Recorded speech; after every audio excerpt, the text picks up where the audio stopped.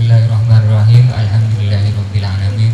Wassalatu wassalamu ala asyrofil anbiya'i wal mursalin sayyidina Muhammad wa ala alihi washabbihi ajma'in. Amma ba'du. Baik, selamat malam dan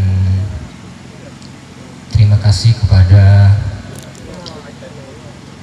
PJ Sumeneb yang telah hadir di tengah-tengah kita, juga kepada beliau Kiai Faizi yang tengah menjadi narasumber kita pada malam hari ini, yaitu terkait dengan acara Sarasehan Budaya dengan tema sastra dan santri di era digital. Alangkah lebih baiknya saya akan memperkenalkan narasumber kita, biodata narasumber kita, yaitu M. Faizi. M. Faizi lahir pada tanggal 27 Juli 1975 di Desa Guluk-Guluk, Sumeneb, Madura.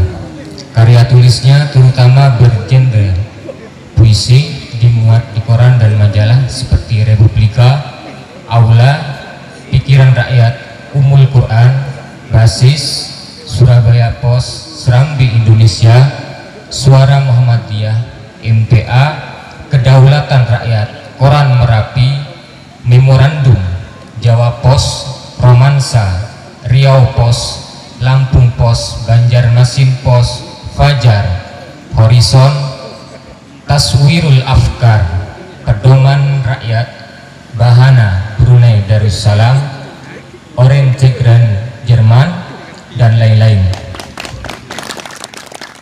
Puisi-puisinya juga terkumpul dalam kira-kira 12 buku antologi puisi bersama.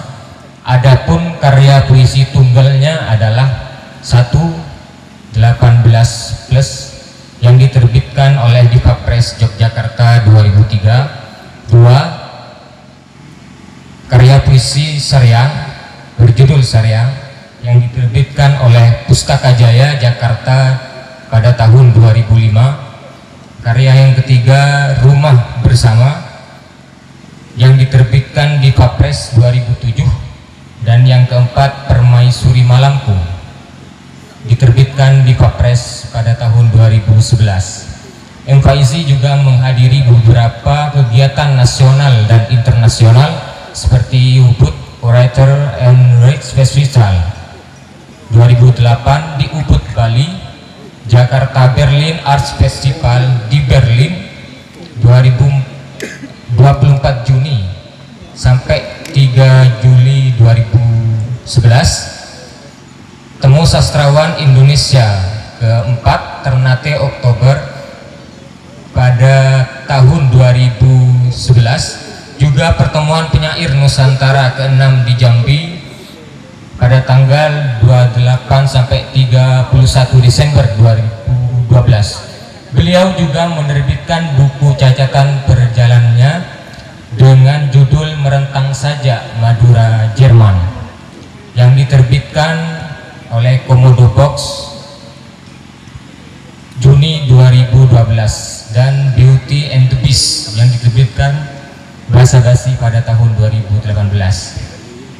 M. Faizi tinggal di Sabajarin, Guluk-Guluk, Sumeneb, dan bisa kita mengontaknya lewat surel sabajarin@gmail.com. Tulisan-tulisan esainya bisa dikunjungi di blog kormedel.blogspot.com atau titusdupolo.blogspot.com atau mfaizi.blogspot.com atau sabajarin.wordpress.com. Itulah tadi biodata narasumber kita malam hari ini. Baik, alangkah lebih mempercepatkan waktu, kita langsung masuk pada tema pembicaraan kita pada malam hari ini, yaitu sastra dan santri di era digital. Yang jelas, sastra adalah sebuah karya seni teks. Kalau masyarakat Jawa itu mengendalinya dengan kembang, tapi kalau santri itu biasanya dengan nadoman atau pikiran. Nah, dan santri di sini bisa digali tokohnya atau orangnya gitu. Terus kemudian bisa digali lewat hazanahnya, hazanah santri. Terus kemudian di era digital ini merupakan varian baru di dalam masyarakat kita ya, varian baru. Nah, begitulah apa kira-kira saya memberikan suatu permulaan dengan pertanyaan, bagaimana karya sastra yang berciri khas santri eksis atau hadir di era digital? Bagaimana karya sastra yang berciri khas santri diungkapkannya di era digital? Terus di satu sisi karya terkadang jauh dari realitas setiap hari atau yang dikenal dengan adiluhung ya. Terus kemudian di sisi lain karya dapat menafsir sebuah kenyataan di bumi. Nah, itu beberapa pertanyaan yang bisa kemudian dibicarakan oleh pembacaan Kiai M. Faizi atas tema yang akan kita bicarakan ini, dan para hadirin bisa mengkonfirmasinya ataupun mengafirmasi ataupun mengkonfrontasinya, menolaknya atas apa yang dipaparkan atau mengelaborasinya. Baik, saya serahkan pada Kiai Faizi untuk memantik diskusi.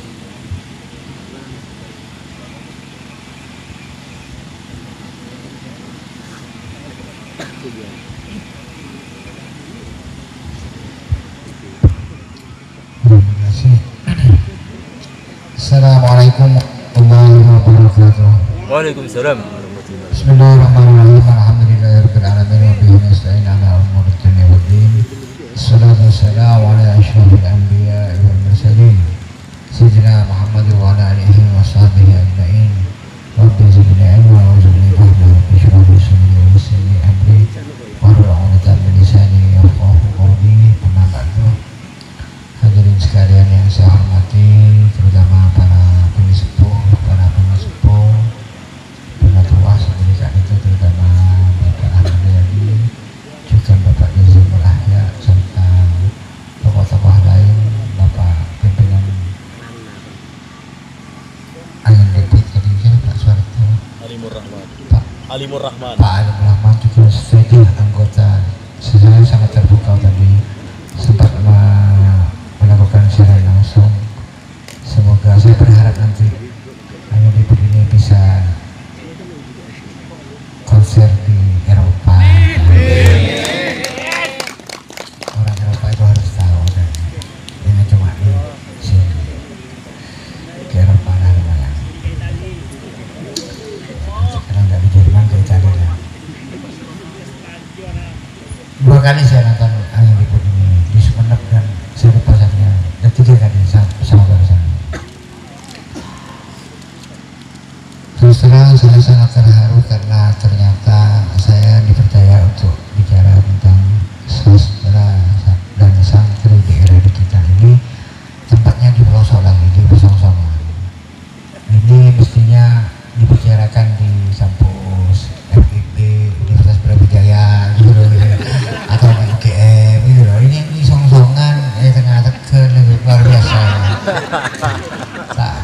Luar biasa. Jadi temanya lagi loh, generasi milenial 4.4.0. Ini anggotanya siapa saja ini Mas, ini kok sepertinya ini kok banyak izinnya ini. Itu ketuanya izinnya ini. Dia tuh tidak makan nasi Mas, makan kemenyan dan gula.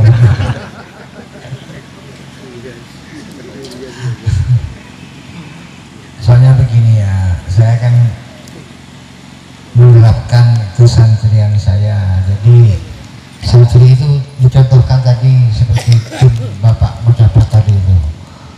ganti peran bisa, suling bisa, mau mendapat bisa, lembur aing bisa, nggak bisa, amolot bisa, semuanya harus bisa.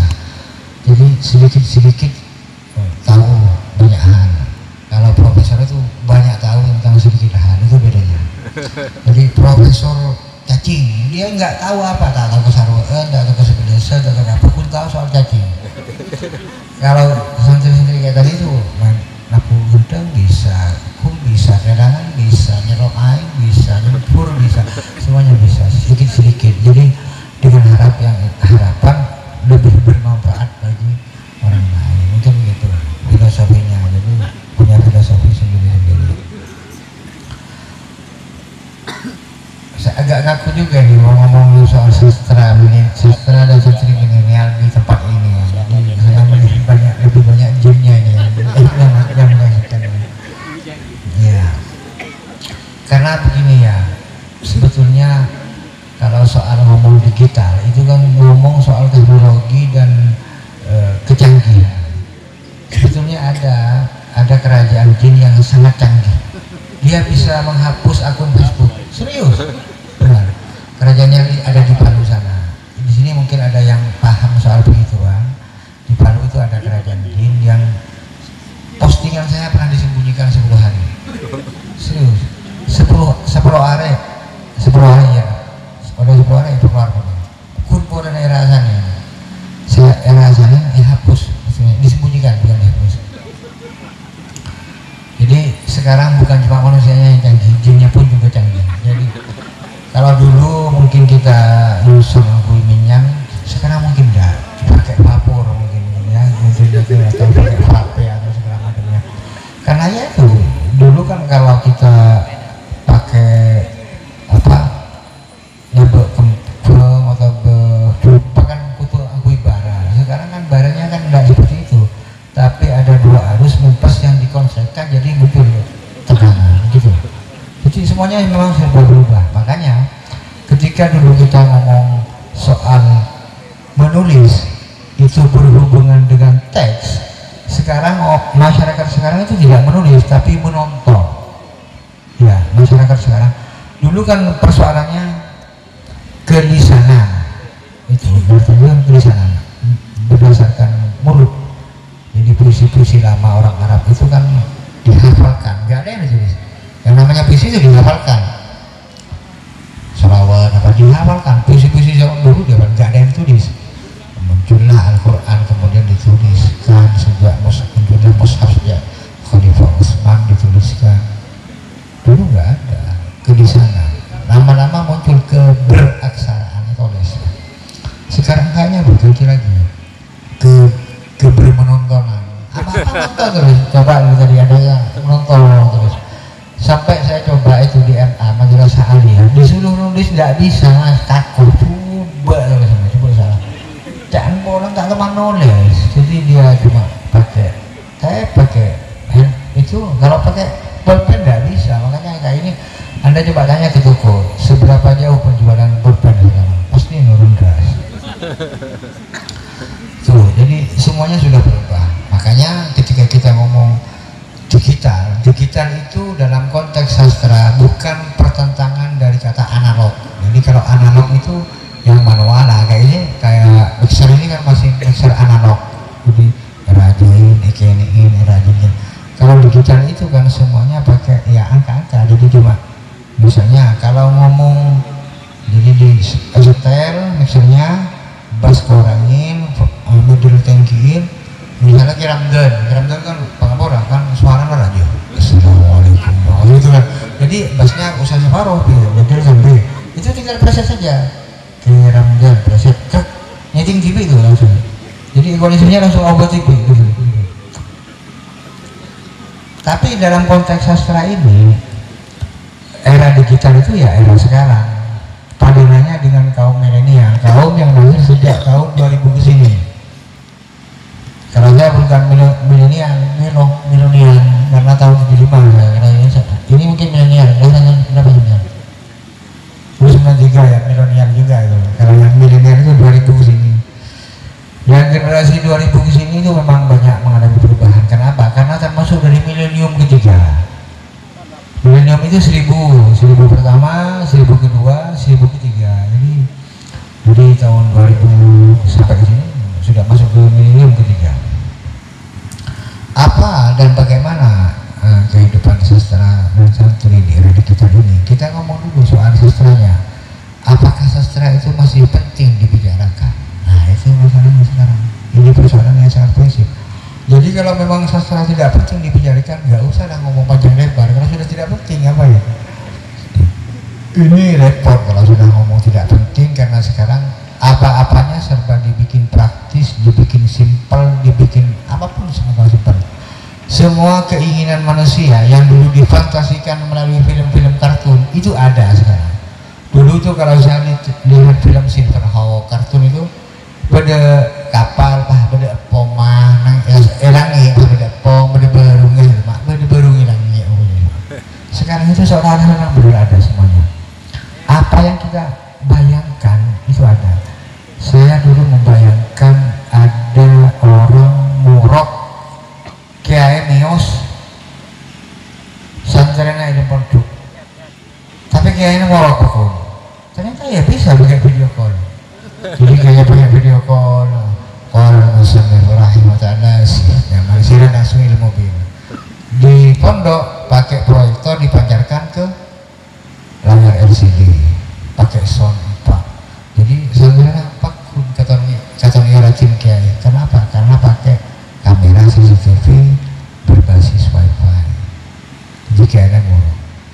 Kalau masalah masalah nih, saya motor nyaman tuh gitu. Jadi yang namanya ngaji berhadapan, yang namanya halakoh sudah berubah sekarang. Ya itu sekarang ada Zoom. Dan ini akan mengubah banyak hal. Mas. Kalau dulu di jalan enggak di pun mutalim ini maaf ya belum ngomong ke sastra ini. Santri tidak boleh dekat-dekat sama kiainya, jaraknya seukuran tombak lah paling dekat, kecuali sudah kepepet tidak apa-apa. Itu kalau mau ngaji katanya begitu aturannya di taklimul muta'allim. Dulu sekarang pakai Zoom bukan cuma satu tembok, bukan satu tombak, jaraknya itu 50 km bisa. Kiainya nguruk sana, satunya nguruk sana gitu. Jadi yang satu ngulang di sana, santrinya satu di Sosongan, satunya di Bangkalan, satunya di Jember, satunya di Riau, satunya di Mekah bisa. Nah, tapi yang berubah gitu. Saya pernah ikut suatu kajian forum Zoom, ngaji tetap. Ya, sambil orang gitu. Mana ada orang itu tetap sambil orang karang dulu loh di pondok. Cepat beli kiai nah. Pasnya mana mikro orang. Sampai ke kamera itu aja. Itu kan Allah sudah. Ada satu yang berubah. Lalu saya pernah ikut seminar Zoom bulan puasa Pangapora. Itu dari luar negeri, jadi dari Belanda apa dari Australia enggak ada. Yang mengadakan juga NU cabang Australia. NU itu banyak cabangnya mas di Australia, ada namanya PTI, pengurus cabang internasional Australia, pengurus cabang internasional Jerman, ada. Nah ini bahkan mungkin ada juga yang NU cabang Muhammadiyah mungkin ya. Siapa tahu ada kan. Bisa jadi. Kan bisa saja seperti itu. Atau NU cabang apa gitu. Ya. Itu ya karena yang dilihat cuma mukanya. Saya ngomong dengan mereka. Padahal saya sambil ngombe wortel itu. Karena meragukan kan di jamnya sana mintanya jam sekian dah. Saya ini mau buka puasa. Nolongin bini tidak bareng. Saya ngombe wortel aja. Ya persoalannya kita padahal sambil harus kasih wortel gitu. Itu kan sudah gimana ya secara kita kan kata orang menghormati gitu. Coba kan negara kepepet ya. Ya masa ada orang ngaji atau seminar sambil ngombe wortel sekarang ya. Saya sambil ngombe cemol masa aduh kan? Aduh ya caca ngomong ya ngomong masa ngomong sambil ngombe cemol enggak. Tapi kejadian seperti itu ada benar sekarang. Ada benar. Semuanya telah berubah. Jadi yang berubah ini nggak bisa kita tahan, kita harus mengimbanginya, mengontrolnya, harus bisa mengimbangi dan harus bisa mengontrolnya. Cuma itu yang bisa. Kalau kita mau melakukan perlawanan terhadap dinamisasi itu susah, ya. Tak mundur, sinambu tak mundur, karena terlalu apa namanya, terlalu banyak perubahannya. Kita hanya bisa mengontrolnya. Selanjutnya begini, apakah yang dapat dilakukan santri? Jadi bagi saya begini, yang bisa mempertahankan santri itu adalah visinya, visi bukan visi ya, visi. Cek lero punya visi. Visi itu apa? Sudut pandang. Jadi bagaimana santri memandang dirinya dalam memandang kiai, itu visi. Itu yang hanya bisa kita pertahankan, karena kalau polanya sama, ngajar juga sama, gimana juga sama, tinggal itu visinya. Dan itulah nanti yang akan bisa membedakan santri dan bukan santri. Ketika santri punya visi yang unik dan itu dipertahankan, maka ia akan tetap menjadi santri dimanapun dan kapanpun. Ketika Anda tinggal di negara yang sama sekali jauh dari kesan santri, Anda akan tetap menjadi santri.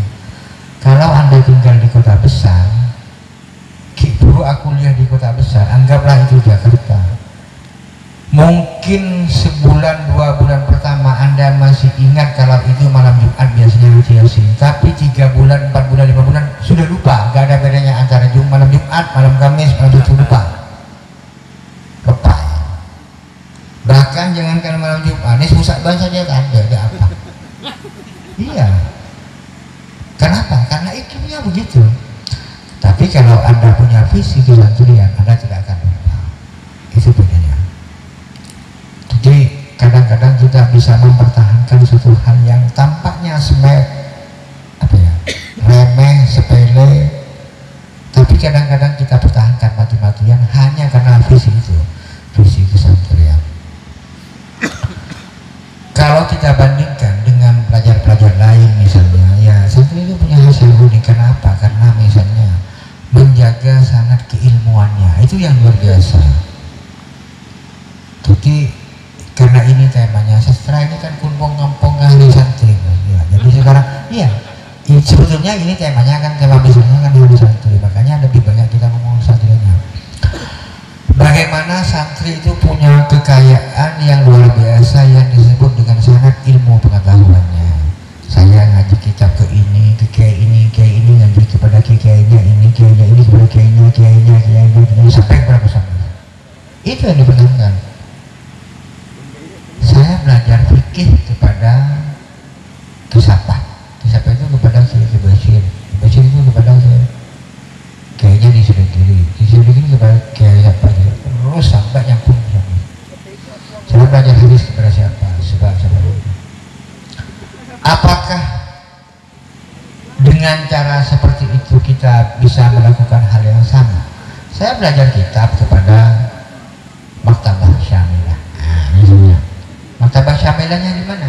Ini ada di sini. Ada di sini. Apakah kita bisa belajar langsung di sini?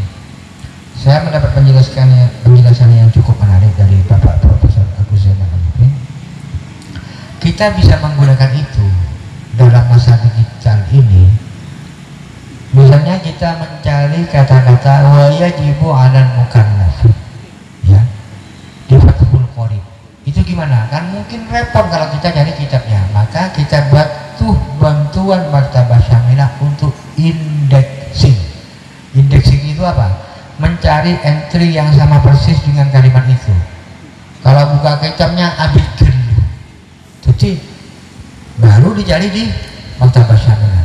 Ada berapa kali diucapkan wa yajibu 'alal mukallaf. Dulu ada kamus entry, kamus lema Al-Quran, namanya kitab Fathur Rahman. Itu misalnya kata-kata la ya'qilun disebut berapa kali dalam Al-Quran, itu ada di situ. Itu nggak ada pakai find and replace, nggak ada. Kalau sekarang bisa gampang, tapi dulu itu dicari satu persatu dalam Al-Quran, itu dicari satu persatu. Itu itulah kehebatan orang dulu. Jadi lengkap dengan tarana atau apa untuk perjuangan. Maka santri itu harus bisa mempertahankan itu, dan itulah yang bisa membedakan dia, mengistimewakan dia dari yang lain. Sehingga santri itu harus bisa apa ini bisa, harus bisa melayani masyarakat. Jadi meskipun Anda seorang kori misalnya, seorang kori tapi mau ada cengin orang minta aing ya kudu lagi ya tegak agung kalian udah bismillahirrahmanirrahim baras udah apa kan begitu, cuma begitu saja. Jadi karena keyakinan maka bisa saja ya, itu ada dasarnya. Anda bisa cari di bukunya Masaru Emoto, The Miracle of Water, keajaiban air. Air itu mengucapkan pun tak usah sedikit, tak berapa sedikit. Insya Allah tak usah minum, pun kita sedikit. Kecil gula acara banyak, kemudian itu kan usah jam buru saya minum, usah kejot tak mau. Saya mau tak remon cara makas, usah jam. Udah kan gue nih betuin Pak 20 menit dibeli. Bukan pun 20 menit kurang 20 menit ya. Tak usah ada kali minum.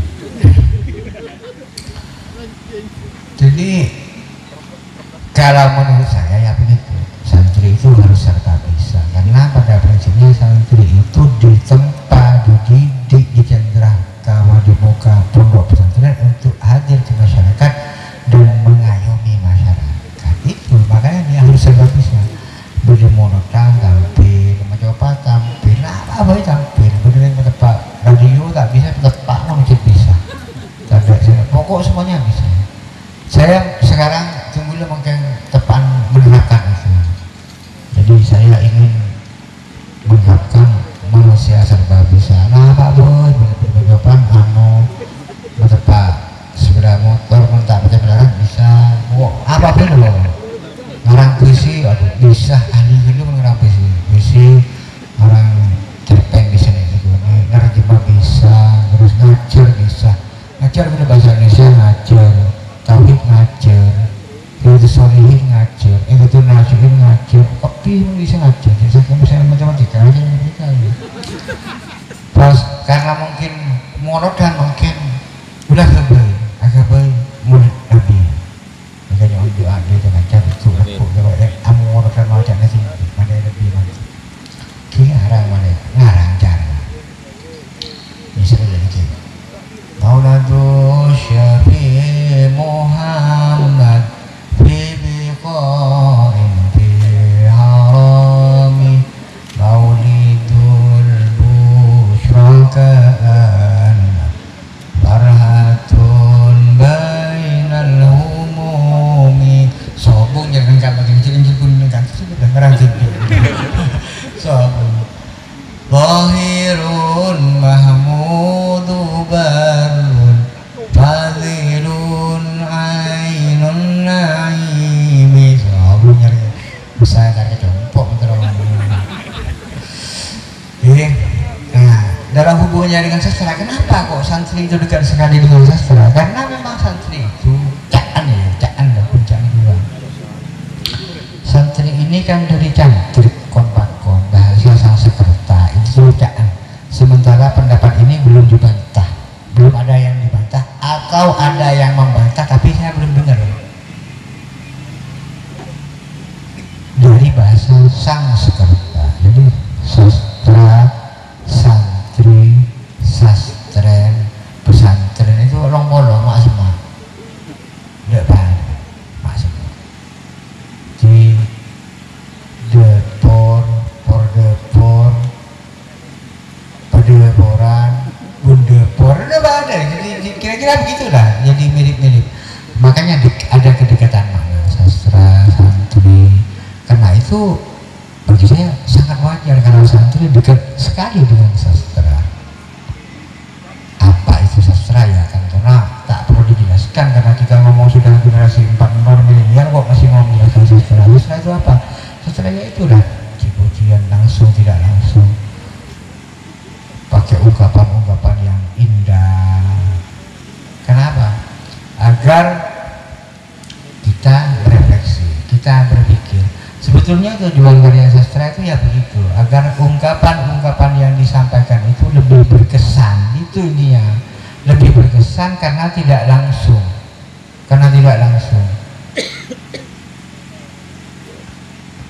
Contohnya begini, ada ungkapan yang saya dengar dari seorang penyair Denmark. Beliau aslinya orang Irak. Saya kenal, pernah ketemu, namanya Moniam Al-Fakih. Pernah ketemu dengan beliau satu kali. Kalau ungkapan yang biasa begini, lek ka Praben misalnya, kok lebur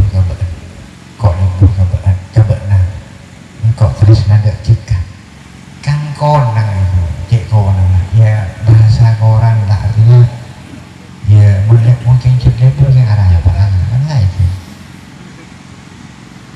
itu nggak berkesan kalau cuma seperti itu. Kok lebur ketika sudah kayak orang caca biasa, nggak ada rokok ada sudah. Kok lebur ketika apa?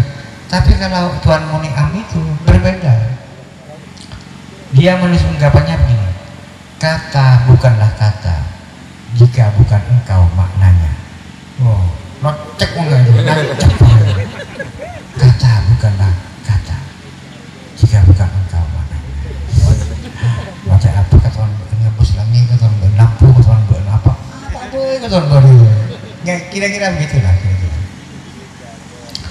Itu contohnya. Makanya ketika kita membaca Burdah misalnya, saya pernah menerjemahkan 12 bait Burdah itu luar biasa.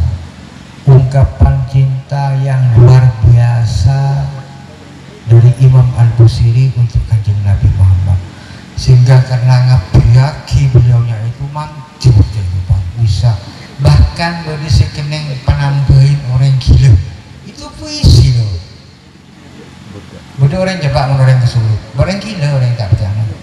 Saya ketemu dengan seorang kiai, itu sering nambahin orang yang saya beres tak beres, sering ada dengan buncung tak kerangkung tak ano, tidak bukan foto, bukan tak teman-teman itu apa tuh, itu iya beliau begitu namanya. Itu salah satu bacaannya ngelaki nang baki ke daun sini temu orang itu tak perlu setong jadi sambil bisa baca itu ya. Itu kan cuma puisi tapi karena etara kaden puisi itu bisa seperti itu, yaitu kam afroat wasiban bilam sirohat itu. Bahkan ada yang kitab yang membahas masalah bait-bait puisi itu, ini manfaatnya untuk ini manfaatnya mau lebur kebinian baca sana mau bikin aja burden. Padahal itu ulamanya ngarang ke angkui muji Kanjeng Nabi. Itu puisi. Ada yang bahkan puisi-puisi lain. Al-Busiri ini mengarang Hamziyah namanya, kitab Hamziyah. Tidak populer di sini. Itu juga sama puisi madah puisi pujian. 465 bait, 465 tulis itu akhirnya kepi, Hamzah kepi. Bangkane kocak Hamzah. Pak bisa dibuat Hamzah Bahak dia orang gitu. Iya, sampai 400 gitu. Itu tak, kalau nulis seperti itu tak kira ketepaan gitu. Udah apa. Saya ini bikin nadoma syiiran seperti ini pan berapa hari terware. Ya tadi yang saya bacakan itu diantaranya. Insya Allah nanti lagi bisa teroan dah ada juga. Jadi saya ingin menyampaikan, karena saya santri, saya ingin menyampaikan rasa cinta saya kepada Kanjeng Nabi. Tak minta. Jadi coba mau diakhirnya akan begitu. Produk lokal. Sekarang kan jadi ternyata produk lokal. Selama ini kalau kita baca tiba kan mau ditiba Syariful Anam, Maulid Simtud Duror, Adiyaul Lami, kan itu karena kita mau. Jadi biasanya puisi itu begitu ya, puisi dibikin apa, dibikin siiran, bukan syair, ya syair. Kalau pujian untuk kanjeng Nabi itu disebut syair, kalau untuk pelajaran itu disebut nazom. Itu bedanya mas, jadi antara puisi dan nazom itu begitu. Kalau misalnya pujian ada imajinasinya itu disebut syair dan oleh. Kalau isinya berisi pelajaran itu disebut nazom. Baharnya bisa sama, cuma biasanya kalau pujian-pujian itu bahannya bukan bahar rodias. Kalau pelajaran bahar rodias. Mustafidun, mustafidun, mustafidun, mustafidun, mustafidun, mustafidun. Wala Muhammadun hubabnu maliki, atau qad yaqulu rodi afidit taqadusi Muhammadun Ilyasunat berkudusi karena Ilyas.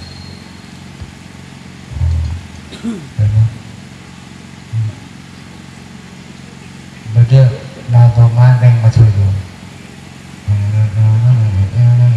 Nasi putih, cukup aja masak merah bersama dia.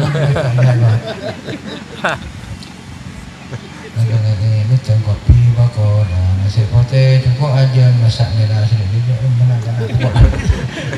Itu nadom yang pintar, saya terongan karena nyaman. Dengan ibu tuh, saya cuma sama dia di kan betul. Ini masak merah, masak kuning, jangan masak kuning. Jadi begitu ya. Jadi kalau kita ngomong masalah santri dan sastra itu hubungannya makanya dekat sekali. Jadi setiap hari macam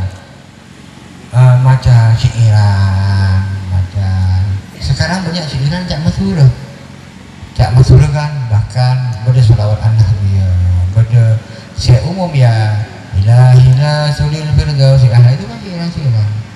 Jadi memang kehidupan syairan, kehidupan puisi, makanya dekat sekali dengan puisi itu merupakan anak pertama sastra. Jadi kalau ngomong sastra ya puisi. Sholawat kalau dibaca panjang ya berbentuk puisi memang. Puisi itu kalau untuk pujian disebut syair, kalau untuk pelajaran disebut nazom. Buddha ya puisi, jiba puisi. Cuma ada sholawat yang bukan puisi, bentuknya kayak Al-Quran, nazar namanya, prosa. Tapi nazarnya mengandung unsur puisi, ada persamaannya, ada persajakannya, banyak yang seperti itu. Punya Syabdul Qadir Jailani juga ada. Cuma yang populer itu namanya Jalailul Khairat. Itu punya Imam Abi Abdullah Muhammad Al-Jazuli. Itu puisi, prosa lirik lah, prosa lirik. Wa as'alukallahumma bil asma'il ladzina da'a biha Adam alaihissalam. Ya Allah, aku meminta sebagaimana Nabi Adam meminta kepadamu. Ya Allah, aku ingin meminta sebagaimana Nabi Musa meminta kepadamu. Ya Allah, aku ingin meminta seperti apa yang dipinta oleh Nabi Muhammad kepadamu. Cukup dan doanya itu. Terus saya kata, ya Allah, abdina nyo'ona seesokan Nabi Yusuf dan keajunan sebelum araji. Ya Allah, terus ada semantennya, sebelum tak usah juga. Ya Allah, abdina nyo'ona seesokan Nabi Yusuf. Setepatnya soal akidah keadilan. Tapi sih agak cemak abang tanya Nabi Yusuf. Cek yang sekarang, cek nggak itu lah kena. Cek yang mereka among kayak among ke arah jilid cara gitu. Boy cek yang aja roh. Abis kibel gila. Aku nanya apa pas mau nanya apa kan itu kan. Kita yang orang laki ni kecek montar atau sifat tu. Pak kan tadi kan ni orang kibis itu orang pak yang cakap abang tidak batu nak. Si penting dah pokok teror nak. Tak ada yang mempat tu pak kemek ke pendek oleh batu telok kan. Namun kuningnya kapset tong kita tak boleh nak. Kemudian bagaimana kita menyikapi masa digital ini? Yaitu semuanya kembali kepada hal-hal yang bersifat digital yang mungkin sebetulnya kita lebih bicara soal kehilangan aksara sehingga ketika kita dulu suka menulis puisi-puisi itu dalam bentuk teks, sekarang lebih digemari dalam bentuk video. Bahkan Bahkan tren yang baru itu bukan video, audio. Jadi orang nulis puisi dulu itu pakai teks, lama kelamaan pakai YouTube. Tapi karena orang semakin sibuk, tak lebur kayak itu. Karena mau YouTube bersama ini, bisa tinggal terus. Sekarang lebih suka audio. Jadi radio ini bisa saja kapan-kapan hidup lagi. Ajalan sampai nyetel radio, napa nyetel radio. Mau YouTube kan usaha yang itu, usaha yang terus, usaha tekuin gitu. Mau audio kan bisa kuning suara. Nah. Tuh. Bisa saja selera masyarakat akan bergeser begitu. Maka kalau kita mau kompromi ya kita harus bisa menyesuaikan. Kita mau berkompromi atau tidak? Mau berkonfrontasi atau gimana? Itu tinggal pilih saja. Santri ya harus bisa. Cobalah misalnya santri menulis puisi yang ketika dibacakan tak betul. Wah itu bisa nih. Bodi kan tulisan maunya cak bacaan nambah, cak bacaan. Nah itu dari mana? Cak bacaan tak kena tulis. Amin cekokin hola ini yosin tak tulis. Usah sebut lagi. Jalur itu Anda coba tahu misalnya jalur itu bikin gayam gitu. Itu tak badai bacaan-bacaan dari bacaan-bacaan bahasa Suryani itu tak bisa ditulis, harus dihafalkan. Nah tapi gue tak tahu nih sih rekam ada rumah. Cecak tahu, dia seguni rekamnya. Nah jadi mau ke mah rekam itu masuk menghafalkan apa masuk tulis? Persoalan lagi sekarang. Ya rekam atau apa? Yang tak tahu soal nanti kan begitu. Semuanya telah berubah, makanya ketika ada tantangan 4.0, generasi 4.0, kita harus bisa menyesuaikan. Nah, kayak saya misalnya ya, dulu hanya mengandalkan tadi itu sampai para banyak dulu mas nyebut mas ini dimuat di ini, dimuat di ini telah dibaca nih panjang sekali ini. Lebih sebetulnya lebih dari banyak dari ini. Ini dapat di mana nih? Iya, saya takut. Ya, jadi terlambat hebat kami. Lebih banyak ini kita ini banyak sekali. Saya saja sampai lupa kok nulis buku apa Iya. Kita chatting saya kalau soal produktivitas itu bisa. Nulis buku per bulan saya bisa. Kemarin saja kepastian ini saya nulis catatan lamar yang gitu loh. Tulis enak nih orangnya. Ya orangnya berdiki insya Allah. Bergambar. Cik bodoh saya. Bisa nulis. Coba kan begini. Sekarang Anda itu mau produktif atau mau kreatif? Kalau cuma nulis terus, saya pernah ngoji akhir setengah bulan bisa nulis. Ya boleh sebulan, nulis sebulan terbit bisa. Cuma masalahnya mampu enggak? Ketika kita bikin tulisan itu kan hasil makan, dimakan. Apa makannya? Ya membaca, pengalaman, empati, ekspresi, tafakur, membaca, dipikir, diendapkan, diolah, direnungkan, dituliskan, kan gitu. Ya kalau nulis terus kapan bacanya, kapan belajarnya? Makanya saya bilang kepada santri-santri, nulis, dengan usaha imbang, bacanya, refleksinya. Sebetulnya tidak terlalu banyak baca, apa? Refleksi, pikir, bisa Anda tuliskan.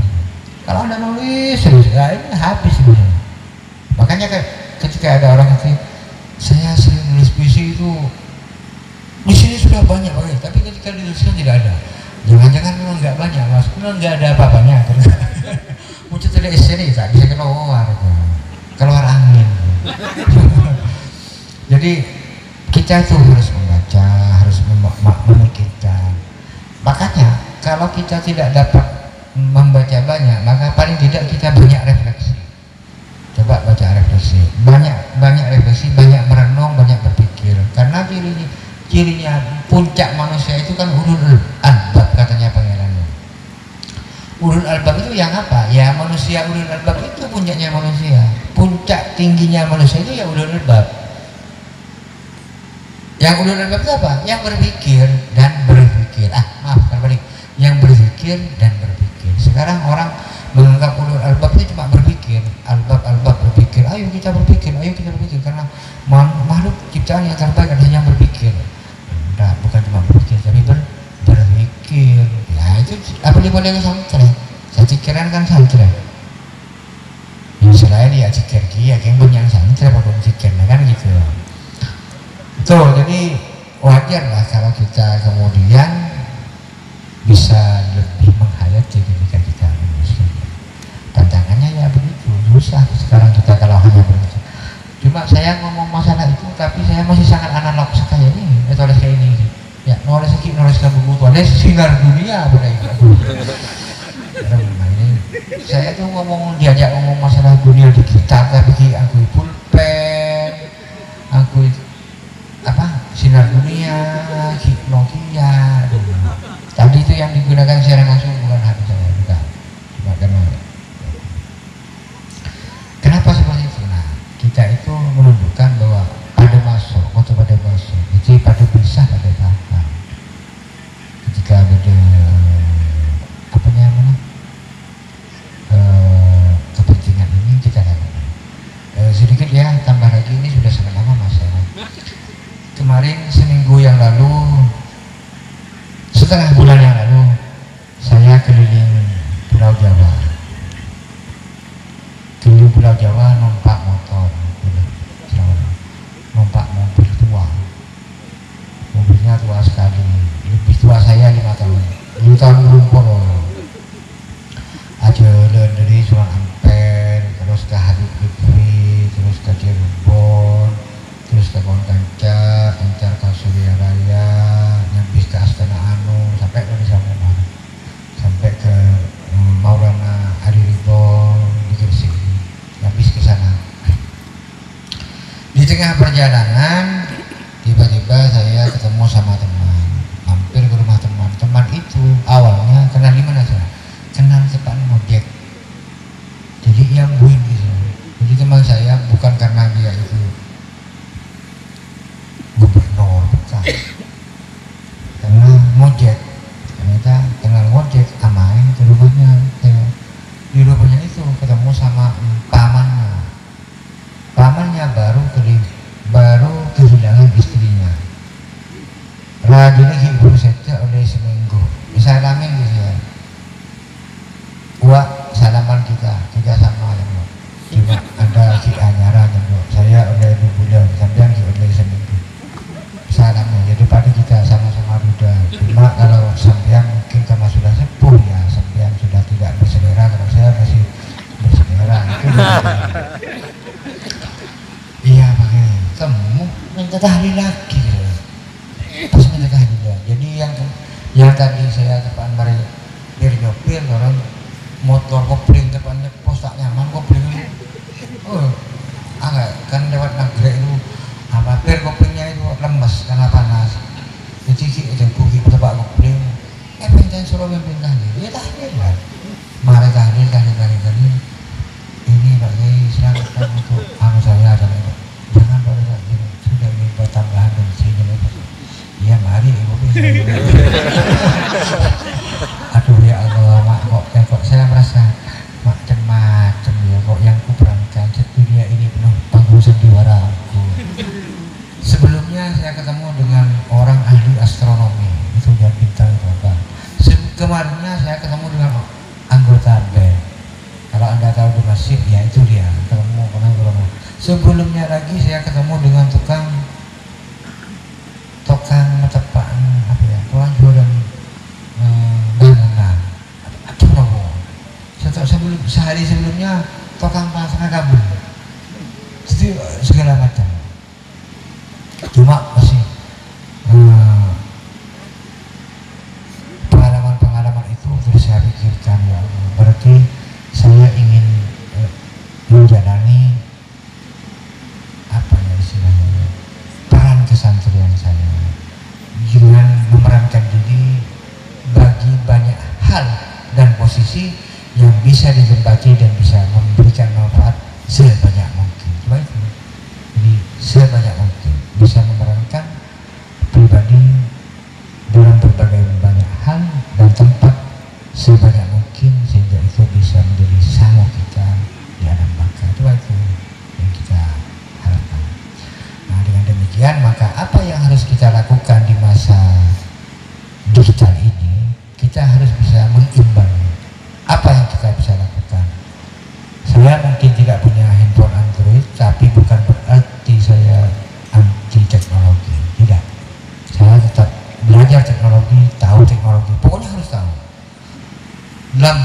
saking tero tahun akan salah pun bodoh-bodoh acara niku cara orang ngatur misal harapan ya makne di lemak rezeki harapan ya tren di lemak top apa gini itu. Jadi saya tanya ingin tahu semuanya karena bagi saya kita harus banyak tahu demi bisa mendapatkan banyak ilmu dan dengan demikian kita bisa memberikan banyak manfaat. Karena kita yakin bahwa hidup itu tidak selesai setelah kita dikuburkan, tidak. Tapi itu baru memulai apa yang akan terima kelak di alam baka. Apapun begitu. Jadi pikirnya Pak Kun di sana. Kalau istilahnya Kehodil, saya pernah ketemu sama Kehodil. Alhamdulillah pernah era keraguan Kehodil di sana. Kehodil Atan kata saya, beliaunya itu andi puisi tentang hujan. Lebih kesokan itu dia ini tidak dapat berita. Saya baca langsung itu lagi. Kesokan apa baca ingat rumah makan Padang, menunya apa? Kesokan, itu baik. Dia pun lah, pokok mau terlalu berokah, kapi kapung satu, kapung yang produk kanjeng Nabi Muhammad SAW. Itu katakan dia. Makanya jadi ketika saya nulis apapun ya diusahakan lah apa dia nyambung apa kayak aki bukan kanjeng Nabi Muhammad SAW. Kira-kira begitu. Dan itu nanti yang akan menjadi ciri khas kesatrianya. Ya dia harus verbal. Ya Nabi engkaulah puji dan harapan semua padamu ku mendamba syafaat dan juga cinta. Misalnya ya itu dia harus begitu dah. Apapun yang kita tulis kayak kita bawa dari kira-kira begitu. Paling tidak meskipun tidak teksnya langsung isinya naik pakai gitu lah kira-kira. Dan itulah yang menjadi ciri khas seorang santri yang membedakan satu dengan yang bukan santri. Yang bukan santri. Dok. Pongki sekali kali saus kurang lebih cukup dulu. Ulang. Cukup sekali udah. Oh, udah sih datang di Probolinggo, nyupir mulai dari Probolinggo itu nyupir sampai di Baka Compo, Araut, ngocak mandi pun terus menit, misal mandi terus menit, pokoknya lah ngocak Araut itu udah, terus menit. Ongkir kamu terus menit terus menit, nyupir sampai di Baka Tembakau. Ini tinggal ya. Ini mulai dari Probolinggo nyupir, ini ketiga.